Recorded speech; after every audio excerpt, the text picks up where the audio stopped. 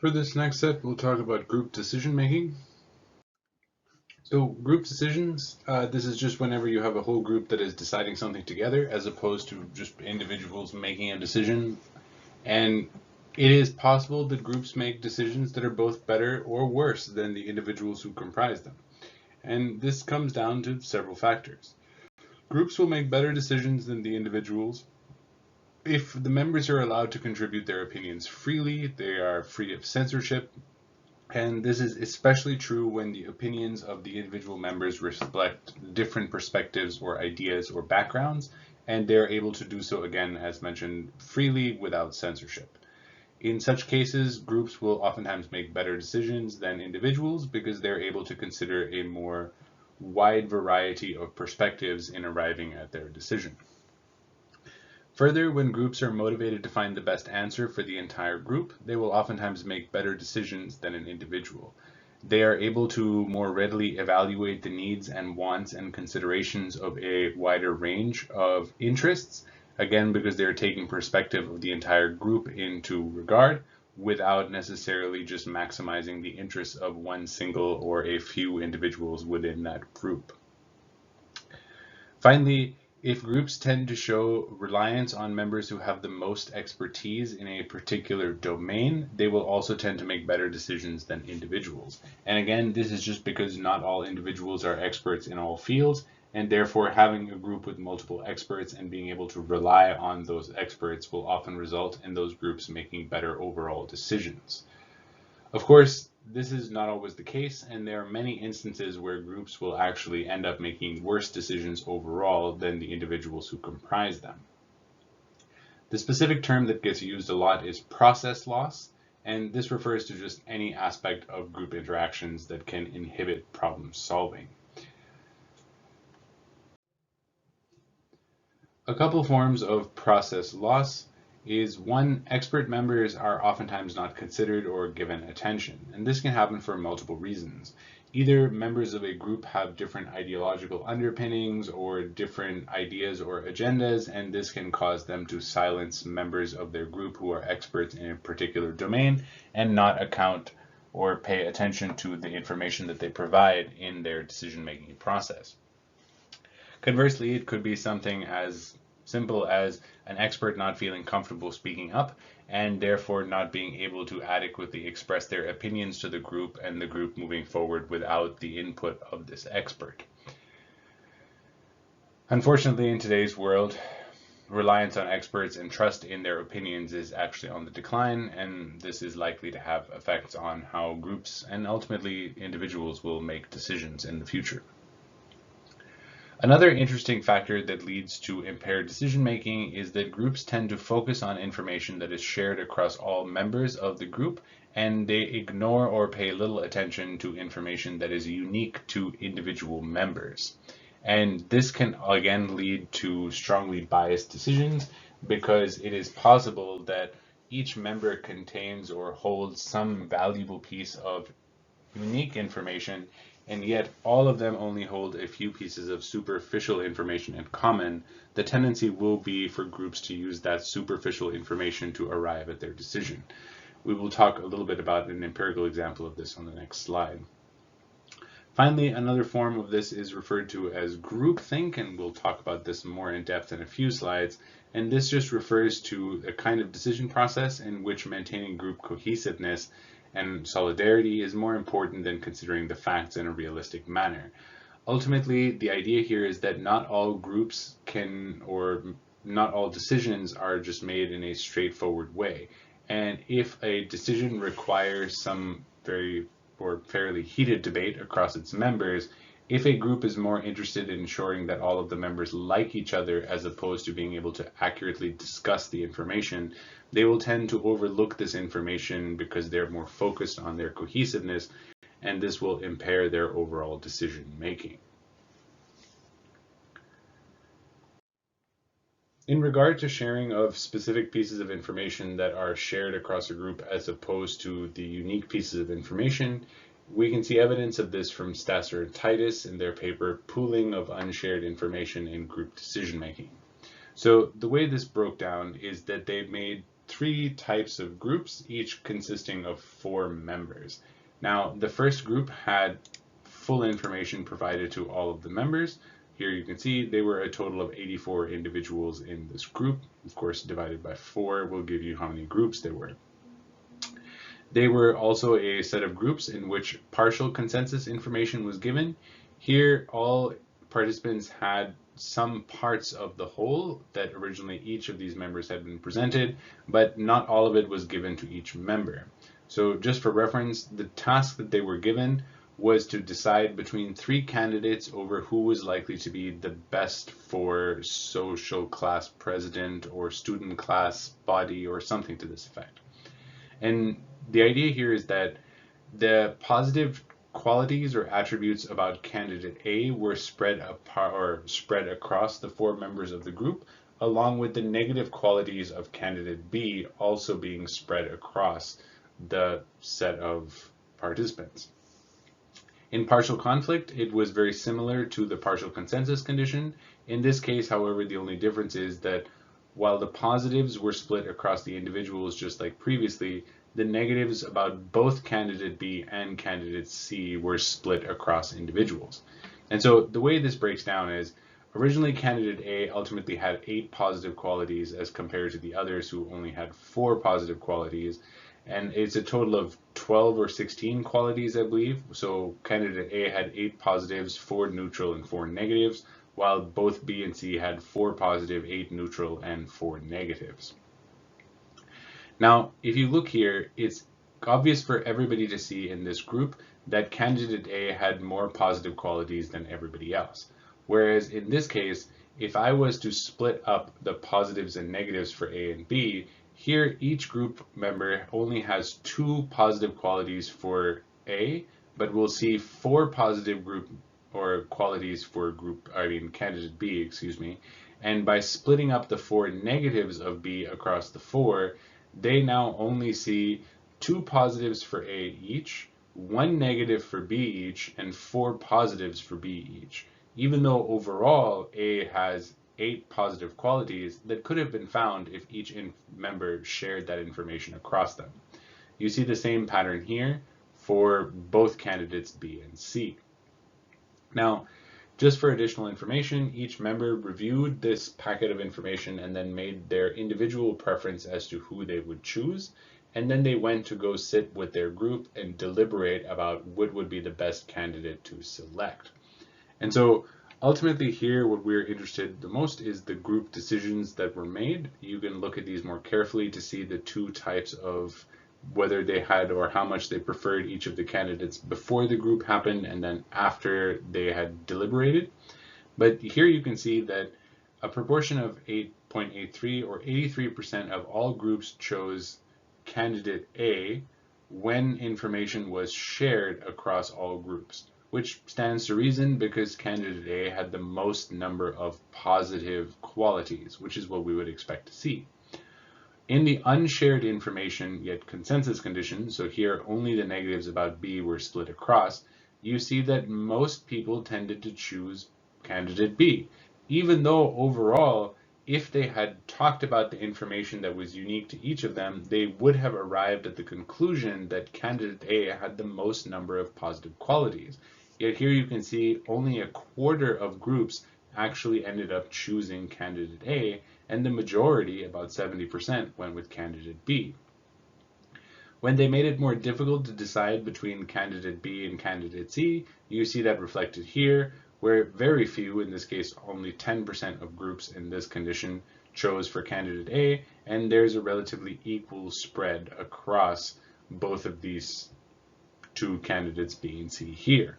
And overall, what you can take away from this is that even though all of these groups on an aggregate level possess the complete degree of information, there was a much stronger emphasis on the positive qualities of A when all of them possessed them, yet they tended to only share the various pieces of information that were common across group members in the other conditions, which you can see by saying that group or candidate B in the partial consensus condition had 4 positives, yet A looked like it only had 2 because each individual had 2, and B only had 1 negative, compared to A's 4 negatives. This is ultimately a strange phenomenon that seems to take place, but it is a very reliable effect that has been well documented in the literature. There are some ways, however, to increase the sharing of information across members of a group, and this can be encouraged in several ways. One of the primary ways to do this is to increase how long the discussions last. With the longer discussions lasting, of course, not to the point of exhaustion, of course, but the longer they last, the more individuals will tend to share information that they have, and the more likely it is that this information will tend to come up in those discussions. Another important factor is to encourage individuals not to share their individual preferences with the group before having had time to discuss this topic. So imagine you are in the condition where there's only partial information.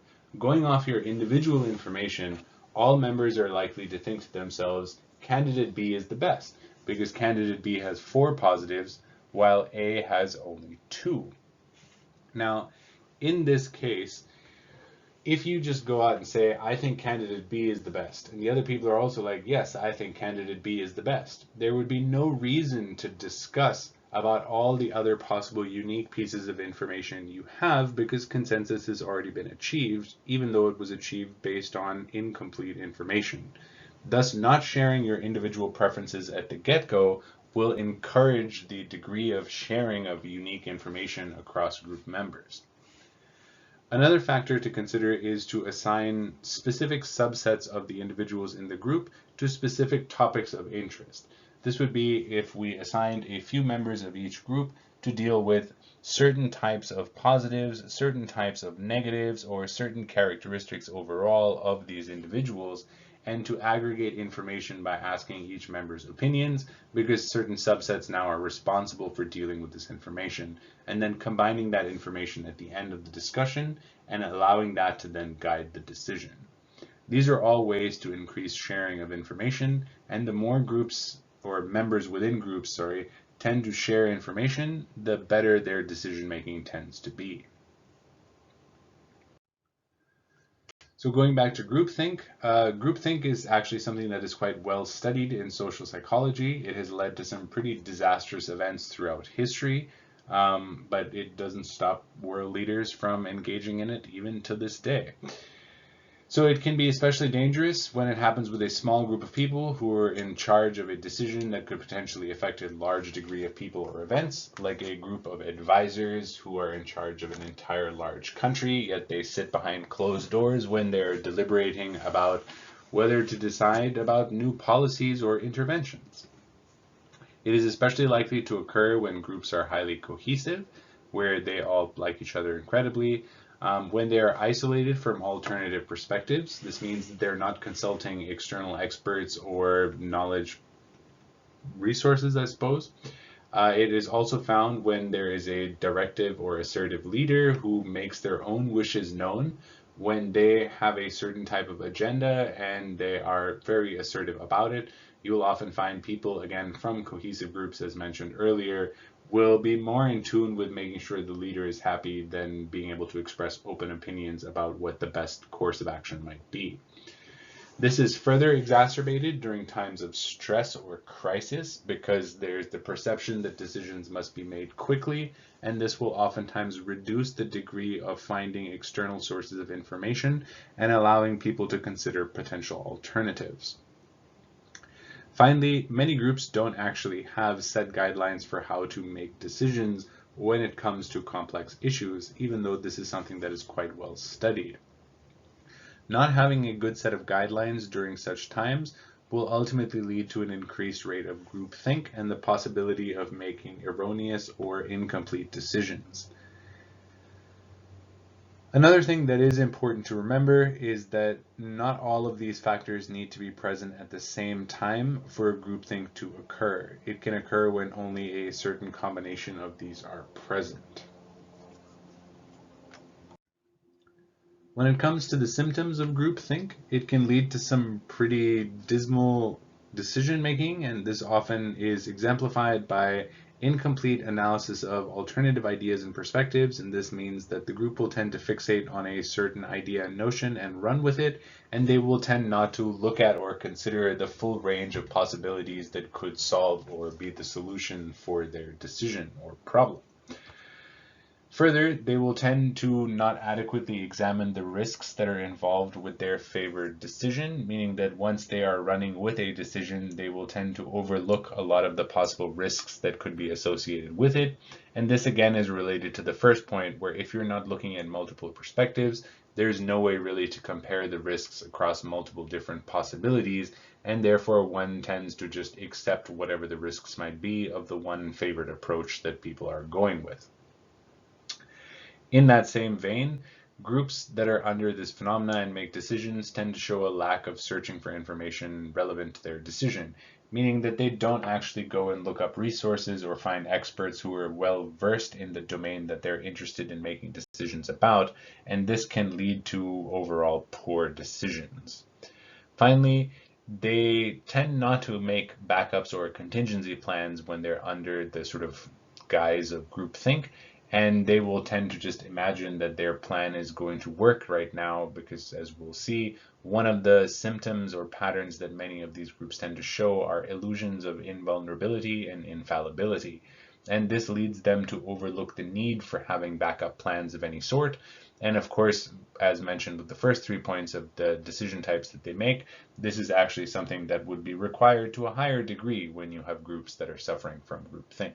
Yet they tend not to, and this leads them into quagmires. Other patterns that groups under this phenomena tend to show are a heightened belief in their moral correctness, meaning that they have the moral high ground even if they don't, and this is just ultimately a very tricky debate and is better left to philosophy and not normative psychology, in my opinion. They tend to show more stereotyped views of particular groups, especially outgroups that could be affected by their decisions.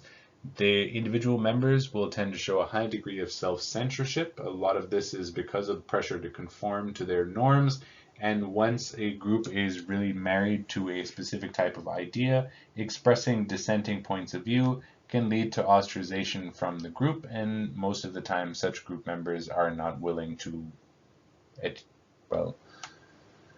to suffer such consequences, let's say.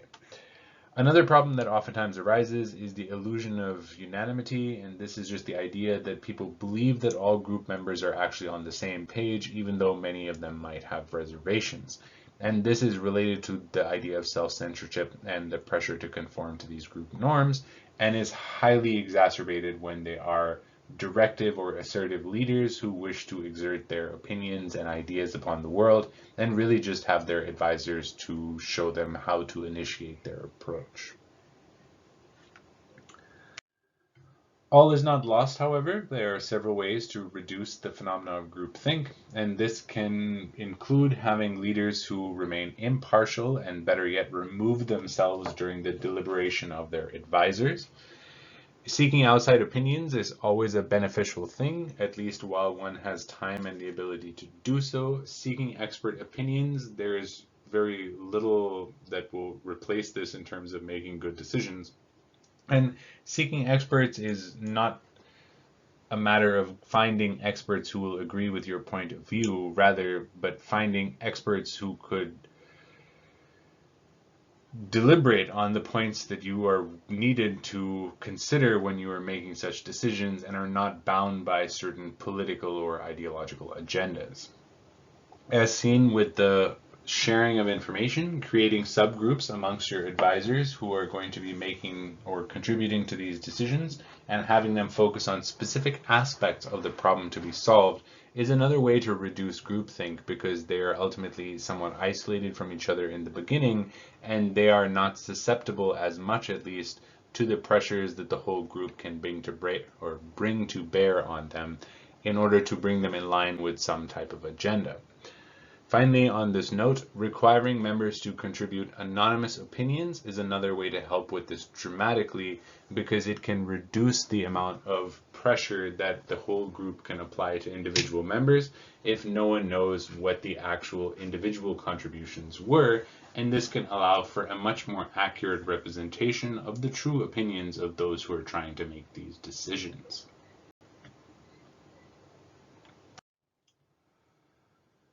Moving away from their decisions themselves, another phenomenon that we tend to see with groups is group polarization, and this can have some pretty dramatic and oftentimes negative impacts on the behavior of groups. And so group polarization refers to the tendency for members to make decisions that are more extreme than the initial inclinations of their members.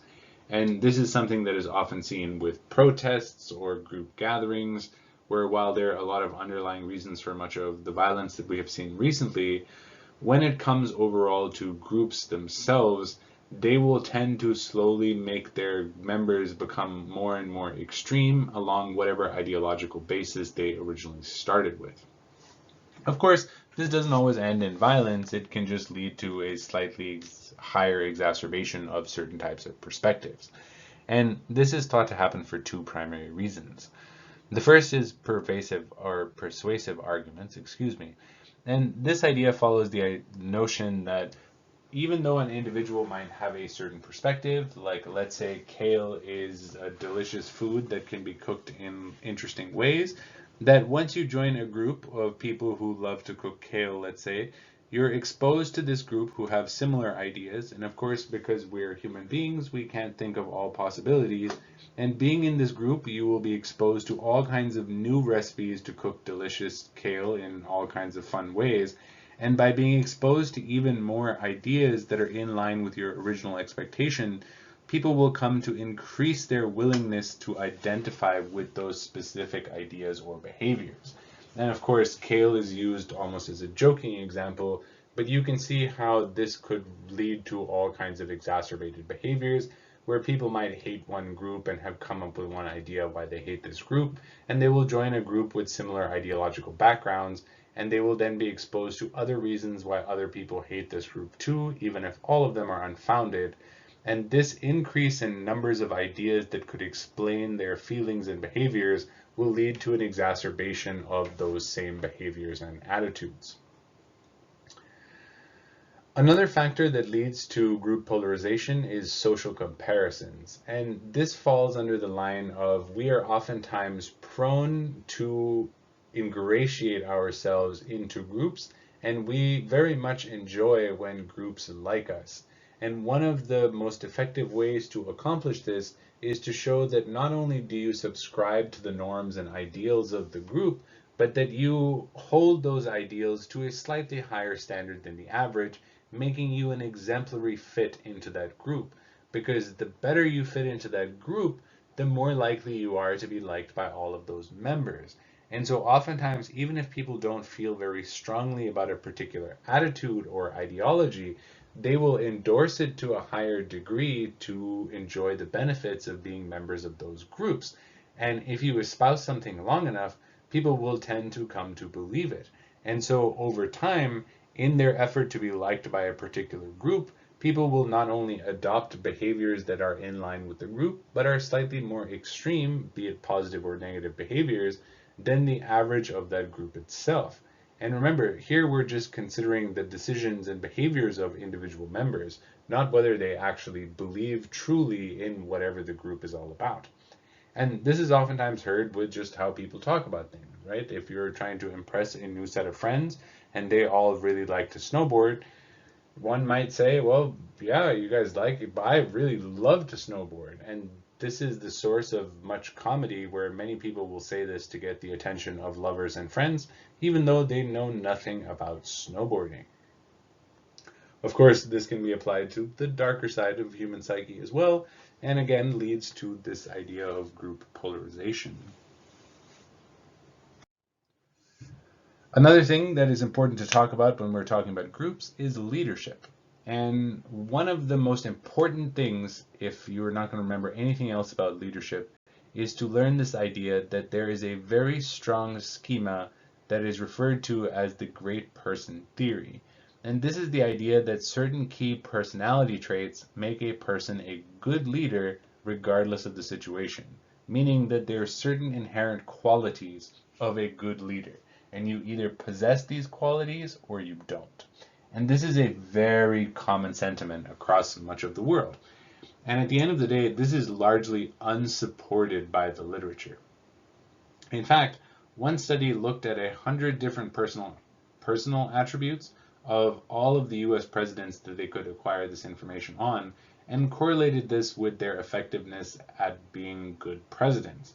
And they found that of all of these traits, including things like how self-confident they were, how outgoing they were, how confident they were, how extroverted they were, right? These are all considered personal attributes. The only thing that really correlated with their effectiveness was how tall they were, how large their family sizes were, and whether or not they had published prior to taking office. These were really the only factors they found to significantly predict whether they would be effective or ineffective presidents. Which just goes to show you, a lot of personal traits don't seem to affect whether you're a good leader or not. Of course, this is a fun example to use to explain this idea, but literature has found time and time again that at best there are only very weak correlations between personality traits and overall leadership efficacy. When it comes to leadership style, however, this is something that can have fairly dramatic impacts on how good a leader is and how effective they will be at managing a situation. But it is important to note that leadership style is also not at all actually related to personality traits.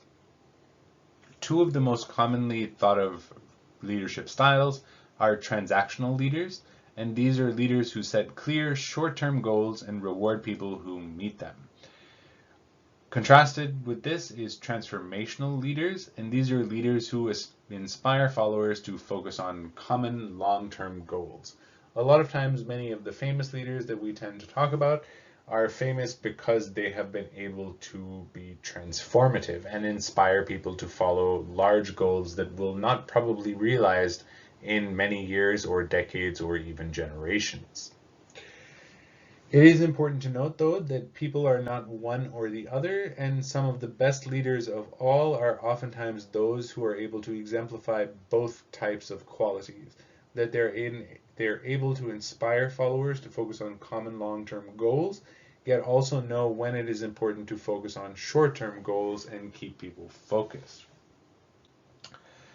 Two other styles of leadership that sort of fall kind of somewhat in line with this but have slightly different focus are task-oriented leaders, and these are leaders who are more concerned with getting particular jobs done than workers' feelings or relationships. They care about end products. Whereas relationship-oriented leaders are leaders who are concerned much more with workers' feelings and relationships, and not to say that they're not interested in the end product of some task, but rather that they also pay a high degree of interest into the relationship of the workers themselves, ensuring a tightly knit or well-functioning group. When it comes to how effective these leaders are, one of the best ways of approaching this is provided through the contingency theory of leadership, and this is the idea that the effectiveness of leaders depends both on how task-oriented or relationship-oriented those leaders are, and then the amount of control those leaders have over the group, especially with evaluating individual group members and applying rewards to those group members. Now, the idea here is that if leaders have a very high degree of control, meaning they can evaluate every individual member of their group and determine what rewards or payouts those members will get, then task-oriented leaders will tend to do really well. On the same note, if there are situations in which there is very little control of the leader, like you have a group of only volunteers who are not even being paid and they're all running around doing stuff and there's not really much control because they're not to be evaluated or rewarded, they're just there pro bono. In those types of cases, task-oriented leaders are again highly effective. In situations where control of the leader is relatively moderate, where they need to ensure that the team is working together but are not so involved in the reward and evaluation structure of those individual employees, then relationship-oriented leaders often outperform task-oriented leaders, both in accomplishing their tasks and maintaining the morale of their groups.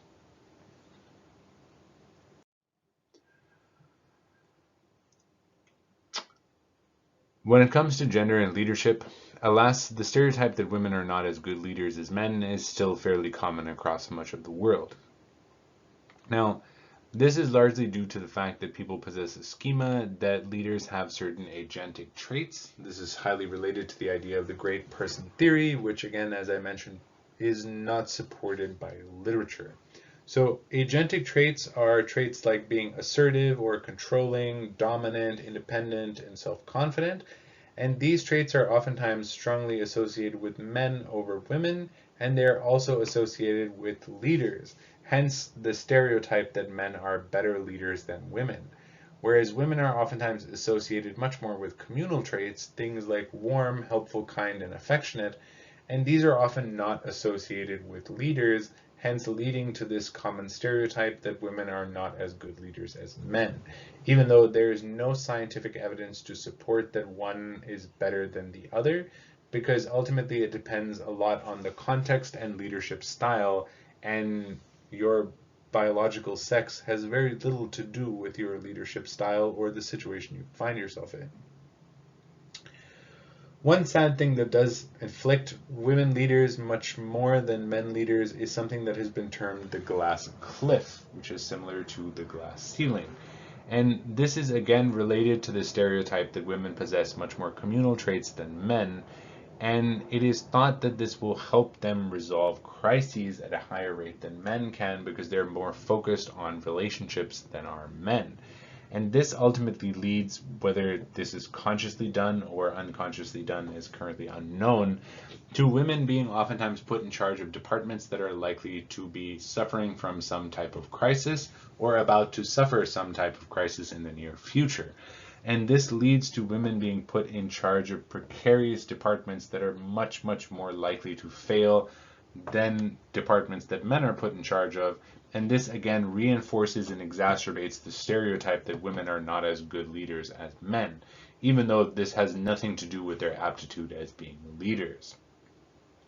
Finally, I should note that even though this stereotype is fairly common, and sometimes people have been able to find that these are actually traits that are more common to one gender than the other, this actually, again, has nothing to do with biological sex and is almost entirely dependent on the stereotypical social norms that societies in place or impart onto both men and women, because in almost all cultures, there is a strong degree of separation in what things men are allowed to do and what things women are allowed to do. And while this is not explicitly stated in every culture, oftentimes it is implicitly imparted to our children, and they grow up learning that men and women are, well, destined for different things, which again perpetuates this stereotype, even though it again has nothing to do with biological sex.